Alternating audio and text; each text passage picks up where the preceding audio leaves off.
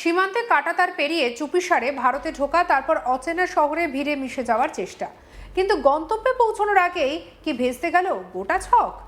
4 বাংলাদেশি রোহিঙ্গার ভারতে প্রবেশ ঘিরে এখন সামনে একের পর এক প্রশ্ন। এতটা সহজে সীমান্ত পেরিয়ে এলেন কিভাবে? কে বা কারা সাহায্য করলো? সীমান্ত পার হওয়ার পর তাদের যাতায়াতের ব্যবস্থাই বা হলো কিভাবে? 4 জনকে আটক করার পর এখন তদন্তের কেন্দ্রে শুধুই তাদের পরিচয় নয়, বরং গোটা প্রবেশপথ এবং সম্ভাব্য সাহায্যকারীদের ভূমিকাও। ঘটনার সূত্রপাত নিউ জলপাইগুড়ি স্টেশনে।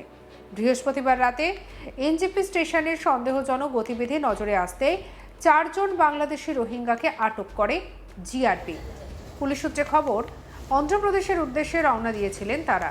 ধৃতদের নাম এনামুল হোসেন, নূর কাহিমা, এনায়েতুল্লাহ এবং জাইনু বিবি।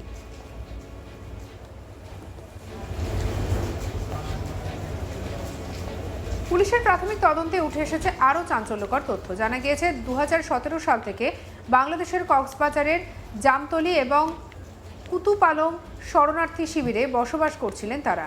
দীর্ঘদিন শরণার্থী শিবিরে থাকার পর গত 19 আগস্ট তারা অবৈধভাবে ভারতীয় ভূখণ্ডে প্রবেশ করেন বলে অভিযোগ। কিন্তু সেই প্রবেশের পথ কোথায় ছিল? সীমান্তের কোন অংশ দিয়ে তারা ভারতে ঢুকলেন? আর একবার ঢোকার পর তাদের গন্তব্যই বা ঠিক হলো কিভাবে? এই প্রশ্নগুলির উত্তর খুঁজতে তদন্তে নেমেছে পুলিশ। অভিযোগ, ভারতে প্রবেশের পর খুব বেশি সময় নষ্ট করেননি তারা। পরদিন অর্থাৎ 20 আগস্ট গুয়াহাটি রেলওয়ে স্টেশনে পৌঁছে অন্ধ্রপ্রদেশগামী 22504 ডাউন ট্রেনে চড়েন। গন্তব্য ছিল অন্ধ্রপ্রদেশ, অর্থাৎ সীমান্ত পেরিয়ে দেশের ভেতরে ঢোকার পর মাত্র একদিনের মধ্যেই শুরু হয়ে যায় দীর্ঘ রেল যাত্রা। কিন্তু সেই যাত্রার পেছনে কি শুধুই তাদের নিজেদের পরিকল্পনা ছিল, নাকি নেপথ্যে অন্য কারো সাহায্য? ট্রেন ছুটছিল নিজের গতিতে, গন্তব্যের দিকে এগিয়ে যাচ্ছিল 4 জন, কিন্তু নিউ জলপাইগুড়ি স্টেশনে এসে থেমে গেল সেই যাত্রা। সেখানে তাদের আটক করে জিআরপি। এরপরেই সামনে আসে তাদের বাংলাদেশি নাগরিকত্ব এবং রোহিঙ্গা পরিচয়ের বিষয়টি। জিজ্ঞাসাবাদ শুরু হতে আরও একাধিক প্রশ্ন সামনে আসে। সবচেয়ে বড় প্রশ্ন, সীমান্ত পার করিয়ে দেওয়ার পেছনে কি কোনো চক্র সক্রিয়? কেউ কি তাদের ভারতে প্রবেশে সাহায্য করছে? ভারতে ঢোকার পর তাদের গন্তব্য অন্ধ্রপ্রদেশ কেন? সেখানে কার কাছে যাওয়ার কথা ছিল? রেলপথে যাত্রার পরিকল্পনায় বা কে করেছিল? কারণ সীমান্ত পার হওয়া থেকে শুরু করে গুয়াহাটি পৌঁছানো, সেখান থেকে ট্রেনে ওঠা, পুরো ঘটনা প্রবাহের মধ্যে একাধিক ধাপ রয়েছে। আর প্রতিটি ধাপের পেছনেই থাকতে পারে কোনো সূত্র। সেই সূত্র ধরেই এখন তদন্ত এগিয়ে নিয়ে যেতে চাইছে পুলিশ।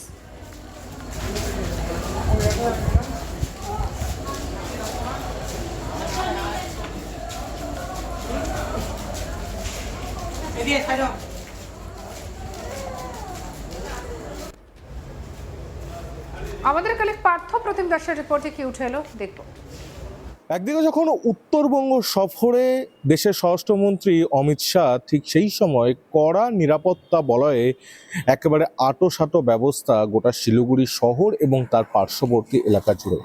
শুধুমাত্র শহরের রাজপথ থেকে অলিগলি নয়, বিভিন্ন যে স্টেশন চত্বর বা বাস স্ট্যান্ডগুলো রয়েছে সেখানেও কিন্তু কড়া নিরাপত্তা। সেই ঠিক নিরাপত্তা বলয়েই এবার ধরা পড়ল 4 বাংলাদেশি রোহিঙ্গা।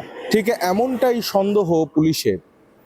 সূত্রের খবর, তারা দীর্ঘদিন ধরে প্রায় 2017 সাল থেকে বাংলাদেশের কক্সবাজারের 2টি শরণার্থী শিবিরে তারা সেখানে থাকতেন, কিন্তু সেখান থেকে কোনো কারণে বা কোনোভাবে কাঁটাতার পেরিয়ে রীতিমতো ভারতে প্রবেশ। চলতি মাসেই প্রায় 19 তারিখ নাগাদ তারা এই কাঁটাতার পেরিয়ে ভারতে প্রবেশ করে এবং অসমে তারা গুয়াহাটিতে আশ্রয় নেয়। সেখান থেকে গুয়াহাটি যে স্টেশন রয়েছে সেই স্টেশন থেকেই তারা অন্ধ্রপ্রদেশে যাবার জন্য ট্রেনে ওঠে এবং সেই খবর যখন গোপন সূত্র মারফত জিআরপির কাছে পৌঁছয়, যখন ট্রেন এনজেপি স্টেশনে এসে পৌঁছয়, জিআরপি তাদেরকে রীতিমতো চিহ্নিত করে সেই বাংলাদেশি রোহিঙ্গা সন্দেহে 4 জনকে ট্রেন থেকে নামিয়ে রীতিমতো আটক করে জিজ্ঞাসাবাদ করে। এবং পুলিশ সূত্রে এই খবর, জিজ্ঞাসাবাদে উঠে এসেছে চাঞ্চল্যকর তথ্য।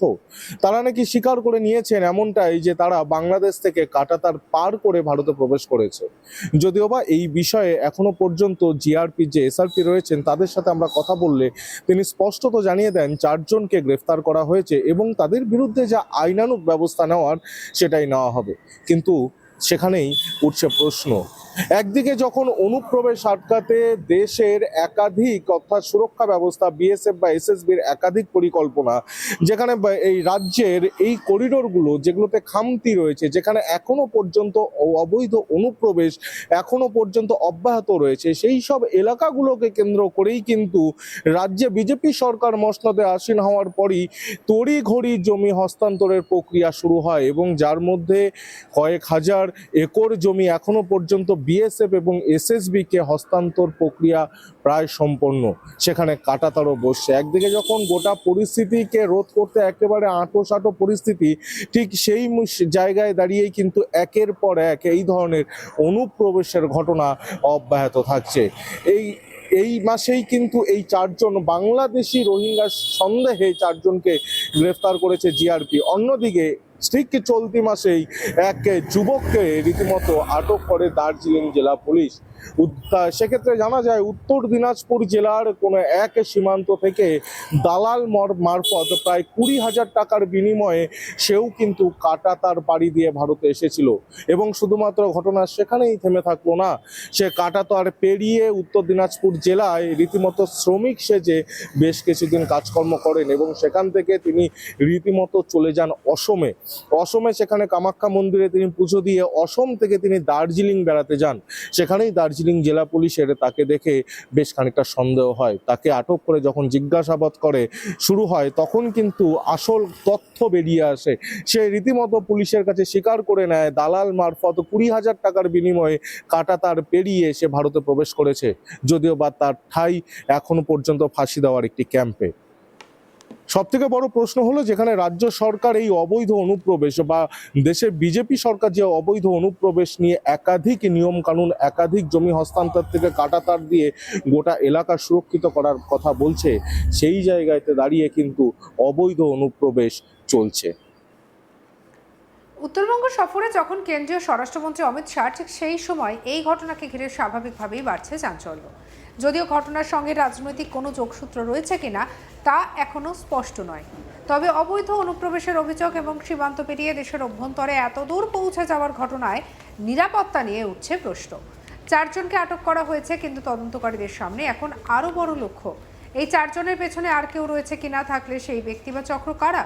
সীমান্ত পেরোনো রাস্তা থেকে অন্ধ্রপ্রদেশের সম্ভাব্য গন্তব্য, প্রতিটি সূত্র খতিয়ে দেখছে পুলিশ। 4 জনের জিজ্ঞাসাবাদ থেকেই হয়তো বেরিয়ে আসতে পারে সেই অজানা গল্প, যার উত্তরই মিলবে সবচেয়ে বড় প্রশ্ন। কার মদতে ভারতে ঢুকেছিল এই 4 বাংলাদেশি রোহিঙ্গা, এই প্রশ্নটাই উঠছে। সঙ্গে রাখুন আজ তাক বাংলাকে, সাবস্ক্রাইব করতে ভুলবেন না।